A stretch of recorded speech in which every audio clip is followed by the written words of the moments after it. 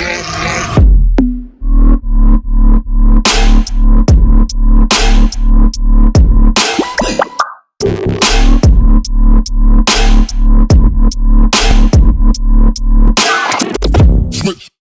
going on, everybody? My name is Gage Peart, and I have the honor and pleasure to have my man Jamie Chirio in the office here with us today.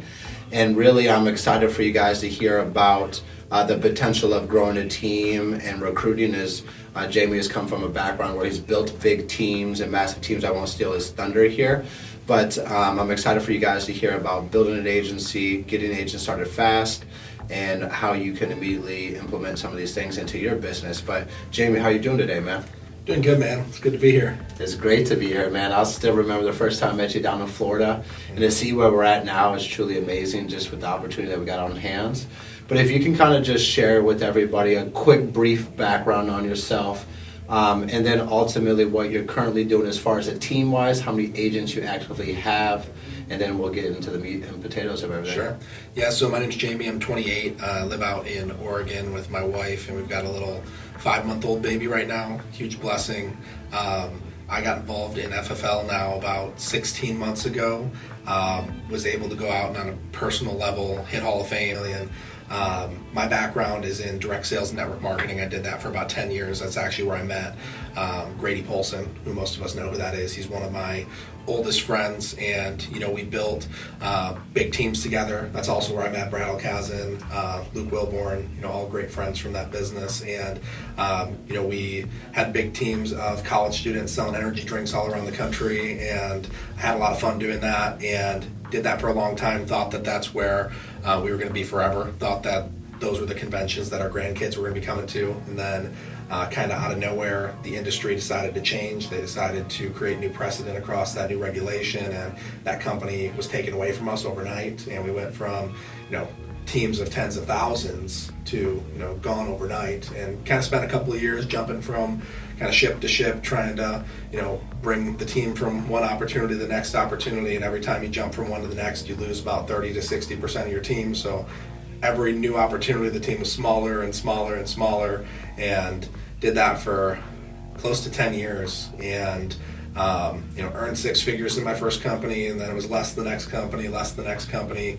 Tried to start my own network marketing company, and fell flat on my face and failed, but met my wife there, so kind of the saving grace of it all. Absolutely.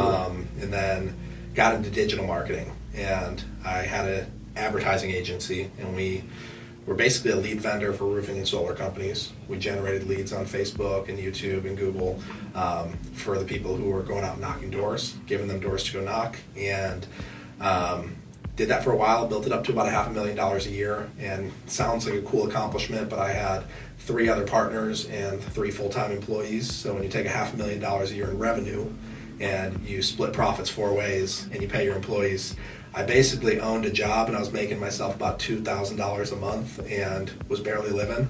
And at the time, my wife was a teacher. She did that for about 10 years herself, and she gets laid off during the pandemic. We lose our health insurance. We lose half of our income. And simultaneously, Grady brought me in to work for FFL America. So now that was our only income, was me working for Grady. And he's like, dude, you should get your license part-time. Great way that you can make up that income loss. Just sell a couple policies on the weekend.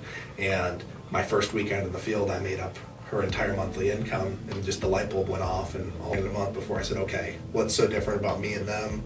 And I think I had a really hard time getting into the team building right away, because just coming from network marketing, I still love that industry. I think it's an amazing place. You can learn so much, but I was a little bit jaded because I brought a lot of people along on the journey and said, hey, we're going to find success. Hey, you're going to earn a 6-figure income. And there's so many people that never did. And in order for me to earn a 6-figure income, I had to have, over 1,000 people in my group. And with 1,000 people in my group, maybe 5 of them were earning $4,000 a month, and 20 of them were earning $2,000 a month, and another 40, 1,000 a month. So most people were barely living. And there's a lot of people who put in, a six-figure income work ethic but never got there. And I just felt kind of bad that I led those people for so long and they never really made any real money. And so I didn't want to recruit anybody into FFL. I said I just want to go out and take care of ourselves and take care of our bills. And then recruiting and building a team was kind of forced upon me, and I'm glad it was. And what I mean forced upon me was, the first time you hit the top of the leaderboard and you get recognized for it. Now you're getting tagged by someone. It shows up on your timeline that you made $40,000 in a month, and now all my friends see what was tagged in my timeline, and they're like, "Dude, why aren't you telling me about what you're doing?"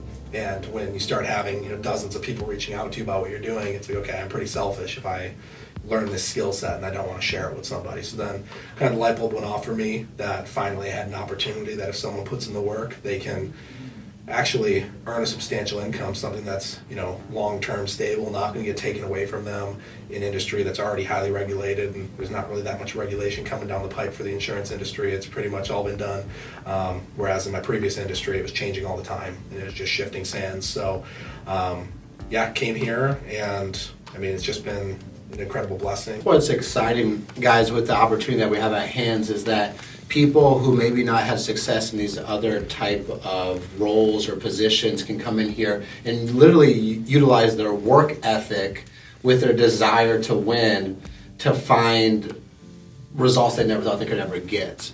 And you hit on something where I learned a skill set, and then I'm able to teach that. And that's really what this is learning a skill set of communication, learning how to really be an entrepreneur, and have the self-discipline to be a self-starter. Yeah. Because I think that's the biggest pitfall from trying to teach people about the opportunity, but also teaching them how to be an entrepreneur. Because there's 100% a learning curve, and no one telling you to get out the bed, no one telling you to get out the house, show up somewhere, or you're fired.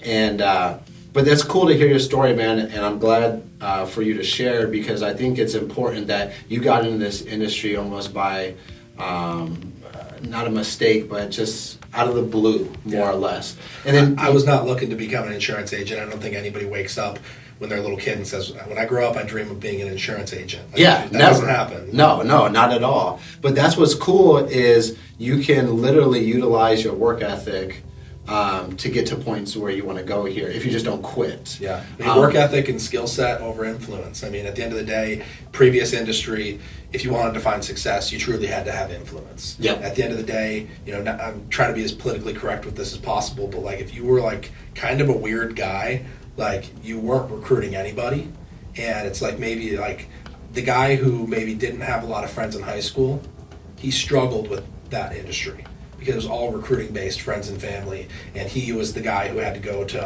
the mall and recruit the random person at the store, versus you were somebody who had social influence, somebody who people looked up to on social media. Much easier for you to recruit. Whereas here, you could be the guy who legit had no friends in school, and you could buy some leads and you can go to work and you can take care of your family with zero social influence, but you have a hard work ethic and you're coachable and teachable. Who cares? And then that same person who had no social influence in their past then becomes a Hall of Fame producer, and now they're recruiting high level people based on the skill set that they've learned, because now they have value to offer. I can teach you a skill set unheard of. Yeah, no, it's not. That's why we call it the best business ever, because we believe that a normal individual can go out and make 20 grand in a month, 30 grand in a month, and 40 grand a month. And that's just not heard of in the United States legally. And that's, a similar story of myself is, I came into this with no social skills, truthfully, and I feel like this opportunity has really helped me break out of the shell and to step into the person that I always could have been. But I don't know if I ever would have gotten to this point without getting into entrepreneurship and self-employment. Yeah, you shared with me, I remember when I first met you back in Florida, a year and a half ago, and it was how much confidence you had gained from when you first started to that point. And then even from that point now, a year and a half later to now, it's you would never know that you had any confidence issues in this business looking at you now today. Yeah. But it's you can take somebody who is terrified of public speaking, who's terrified of what people think of them, and then they do this business for a year and a half, and it's they're a totally transformed individual. Well, it's a whole process of getting uncomfortable. Yeah. And then you start to get comfortable being uncomfortable. And that's what's cool is the personal development that Family First Life can provide for you, along with the professional development as well. But truthfully, Jamie, what I really wanted you to touch on here today is about you being able to get agents started fast and agents getting paid fast, because I think that's the most important part when we're bringing people into this business, is making sure that they get paid and that the whole process that they went through to get licensed was worth it, and the belief level doesn't go out the window in a week or two, because that's what can happen. So if you could just touch base on kind of what your process looks like from them getting licensed to getting out and selling their first policy. What do you guys do as far as Living Hope goes to get your conversion rate?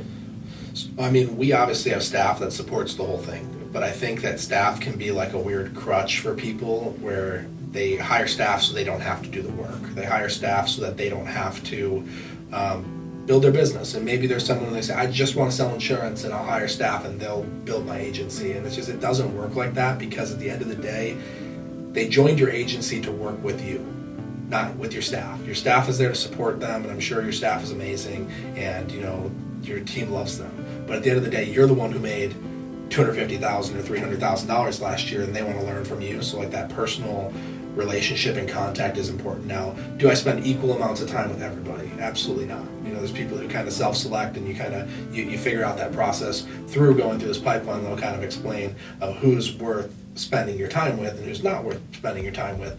But I think it's just so important to note that I recruit with my staff. I build my agency with my staff. My staff doesn't build the agency for me. And I think so many people, they get caught up in, I'm going to hire a recruiter because I heard that so-and-so has 3 recruiters. And if I just, you hear like buy your income here at FFL, and you can totally buy your income from a selling perspective. From a building perspective, yeah, you can invest in advertising campaigns. You could have 1,000 people a month who are raising their hand, I want to sell insurance. But if you're not building personal relationships with any of those people, they're not going to stick. At the end of the day, because there's a reason why a warm market, if you look at a lot of people's agencies, you look at my group, probably my top 5 people all came from my warm market or someone's warm market of my warm market.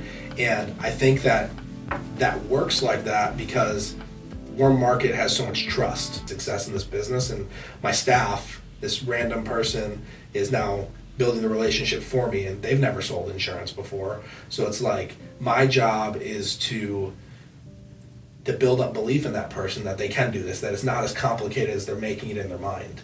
And it's just like you hear like if someone doesn't have belief in themselves, they need to borrow the belief that you have in them until they get out there. So it's like, I'm not trying to make it some esoteric thing at all, but it's like you have to be involved in the process. And if you're an agency manager here who's struggling to convert people from recruited into the field, I encourage you to become more involved in the process. That's kind of like the number one thing. And I'll give you a process, but there's no perfect process. I had someone come up to me at one of the meetings and they're like, dude, can you give me your exact onboarding process? And I was like, dude, it's really not that.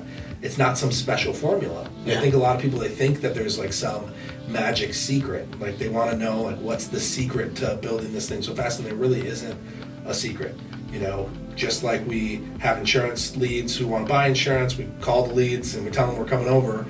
We lead, guide, and direct people in the home. It's the exact same thing here. We're very assumptive on the phone. I assume that everybody wants to work with us. I assume that everybody wants to get licensed. I assume that everybody wants to get contracted. Everyone wants to make money. And I lead, guide, and direct them and say, I use word tracks here's what we're going to do.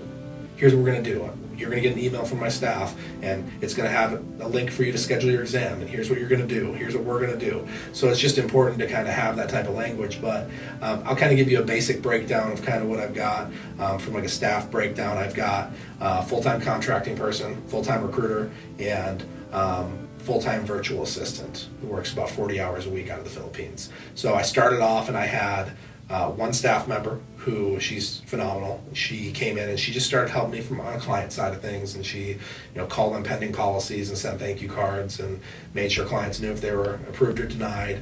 And then she started sending out recruiting letters for me. So that was just an email that said, hey, welcome to Living Hope. Follow this link to get your exam voucher, follow this link to schedule your exam, join the Facebook group, etc. And that's all she did. And then she was now starting to do contracting. It got a little bit overwhelming. She's now doing contracting, recruiting, and client stuff. And the client stuff started to fall off and I was getting some chargebacks, so brought a VA on to do all my client stuff, wait on hold with America for 2 hours so I don't have to, and then they moved 100% into contracting, and then I brought on a recruiter. And my recruiter is, once again, I have to come back to, we recruit together. She's more of a screener. So we have various different lead types that are coming in, whether it be the Go High Level campaign with Andrew, or different campaigns that Grady and I test out, or my warm market. And if I have a conversation with someone cold market, whether it's ZipRecruiter or Go High Level, wherever they come from, Jennifer screens them for me. She has that initial conversation just to see if someone's sharp. And if someone's sharp, she immediately connects them with me in a three-way text, and then I'm going through all my three-way texts between appointments, and I'm following up with those people and getting to know them, finding out, what's their background, what's their story. We won't do a huge recruiting clinic on like the exact word tracks that I use, but I have that initial conversation. I say, here's what we're going to do. I walk them through, I make sure that they know what the next steps are and that I'm going to be there for them. I think that you go through the process, they need to know that they're going to struggle on the phones, they're going to struggle in the home, but they're going to have coaching, that other people have gone through the exact same thing, and that, hey, when you go book your 15 appointments and you're really, really scared to go out to those appointments, just know that if you get through the financial inventory and you call, either I'm going to answer or someone else on the team's going to answer, and we're going to be the quarterback on your ear, and we're going to tell you exactly what to do, and we're going to help you close that first deal, and we're going to do that as soon as possible. So staff just supports me in pushing people through the pipeline. Hey, Jennifer, my recruiter, she says, hey, you scheduled your exam for February 2nd. Perfect. I'm going to follow up with you on February 3rd to make sure you actually passed. Okay, or I'm going to help you get rescheduled if you didn't. Okay, you passed, perfect. Here's the next steps. Here's the next steps. And we're just always pushing people to the next step. And like your pipeline can get clogged, a bunch of people stuck in class. Yep. And you got to clear it out. So every now and then she'll go through every recruit that we have, and she'll just the goal is just to disposition them either from, they're done, they're out of the process, or on to the next step. And we just do that periodically as much as possible and just try to push people through. And then once they get licensed, Samantha, my contracting manager, she takes over, and now she's helping them get through HCMS, Insurance Bay, and pushing them through. And then when there's certain benchmarks hit, like, their first writing number came in, or whatever it is, we're giving them CRM access. They're scheduling a call with me to go over leads, or whoever their manager is. And I'm also encouraging, from like a duplication perspective, Mike Curry hires someone, Josh Lockhart hires somebody, hey, set up a 5-minute intro call. Like, you're their manager, you're going to coach them, teach them, train them, lead, guide, direct, but set up a 5-minute intro call so I'm not just like this removed person that they think is like too busy to take their call. Yep. I think that's important, because I've had so many agents, and it's like the worst feeling in the world. Like, I didn't reach out because I thought you're too busy. All the time. And it's like you need to have that initial conversation. So it's like, for whatever reason, you'll like try to schedule a call with a new agent, maybe you'll play phone tag with them for a while, and then like once you have that first conversation, now it's like, I don't even need you to schedule a call with me anymore. When you need help, just call me. Yep. Call me anytime, day or night, text me, I'll answer, as long as I'm not helping another client or like rocking my baby to sleep. Like, otherwise I'm going to answer your phone call. And so it's just, I think it's important to let people know you're available. Yep. And when you don't answer your phone, Sean talked about it all the time, like, you don't answer your phone, people, they're gonna eventually not like you anymore. Yeah. So no, I think you hit on some very key points. To be honest with Jimmy, and the first one to touch back on is that shared belief. If they don't have the belief in themselves, then they need the belief from yourself. Mm-hmm. And it resonated with myself because I didn't have the belief in myself, but Jordan Lowry had the belief in me, and he went out and showed me what it looked like to sell life insurance. We called the leads, we booked the appointments, we went out to the home, wrote the application, got told no, didn't make a sale, like showed me all angles of the business, and I know how much that contributed to my success because I've seen it. Yeah. If this dude can do this, I can too. Even if I fail a couple of times, I know there's a learning curve behind that.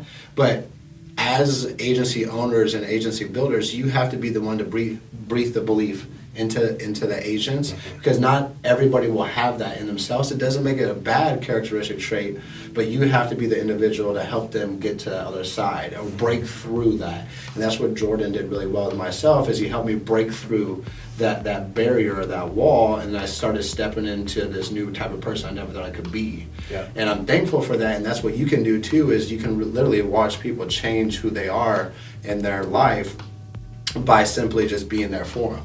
And then two, what you also said is, I feel like to sum it all up, is building relationships with the agents. Like, you're not expecting your staff to do everything for you. You're actually getting on the phone with them. You're actually speaking with them. You're doing a lead strategy call, which I think is so important for agency owners and people who are aspiring to build a business. Is like, you have to break down. There's so many different types of leads. It can be overwhelming. And what do you suggest? And at the same time, what I tell people is like, what I like, you may not like. So I recommend you trying them all out at some point in time. But if you have this, let's start with this, let's start with this. But it just boils down to being there for people. I mean, it takes a lot of extra time.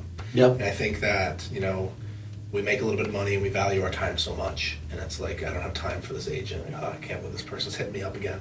And at a certain point, like I said in the beginning, you start to learn who you're going to spend more time with. You start to learn who you're going to answer every single phone call versus the ones that you can just quickly answer a text. Because there's some people that they call you, just ask questions that they could find at any of our various resources. Like, they go to any of the team websites, Andrew's website, Grady's website, your website, Rob's website, any of these, and they can find where to find the quote tool. Like, there's someone who hits you up with ridiculous things, and it's like at a certain point, you don't even answer those questions because you know that they just need to find the resource. But it's like, I tell people, if you're calling me and you're looking for genuine feedback, you want to get better, and like that's the attitude that you have in the call, I'm going to answer your phone call every single time. And if you're the person who's calling just to complain or just to vent, I'll probably listen to that once or twice. But at the end of the day, I'm also going to say, hey, like, this isn't what like this relationship's supposed to look like. Also, one of my biggest pet peeves is someone who thinks I'm their technical support agent. And I'm not IT. I'm not your technical support agent because you can't get the Aetna app to work on your phone, whatever it is. And a lot of the times, I don't want to be stereotypical with it. It happens with older agents. Yep. And there's a kind way to have that conversation.